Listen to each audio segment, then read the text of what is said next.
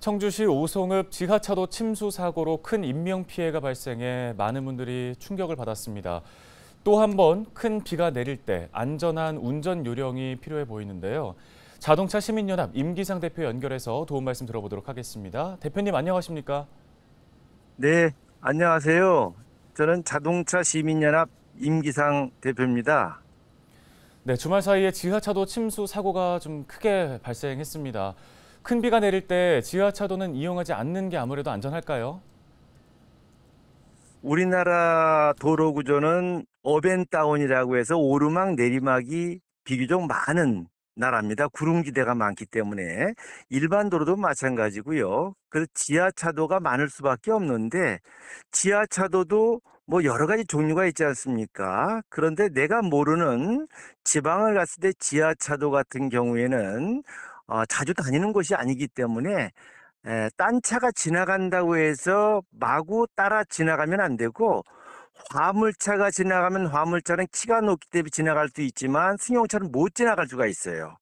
그래서 나와 동급의 승용차가 지나가는 도로라면 괜찮지만 화물차라든지 진입 통제가 이루어지는 그런 도로라면 일단은 우회하시는 것이 좋을 것 같습니다.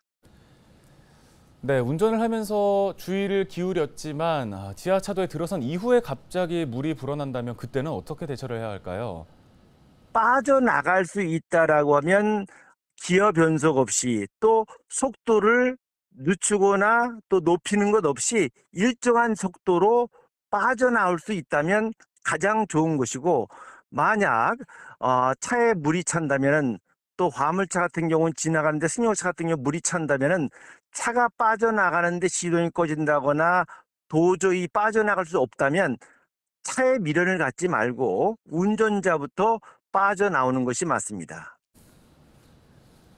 네, 큰 비가 올 때 지하차도를 최대한 이용하지 않는다고 해도 깊은 물웅덩이가 있는 도로를 지날 때도 많습니다. 이럴 때는 어떻게 운전을 해야 안전할 수 있을까요? 가장 대원칙이 승용차 같은 경우에는 키가 작기 때문에 타이어 절반 이상 고인 물은 절대 가지 않는 것이 좋고, 만약 타이어 절반 정도의 물이라도 지나가야 된다라고 판단이 됐을 경우에는 가급적이면 빠른 속도 그리고 늦은 속도보다는 시속 3, 40km 정도로 해서 일정 속도로 빠져나오는 것이 일단은 안전하고, 가급적이면 우회하는 것이 안전합니다. 네, 알겠습니다. 도움 말씀은 여기까지 듣겠습니다. 자동차 시민연합 임기상 대표였습니다.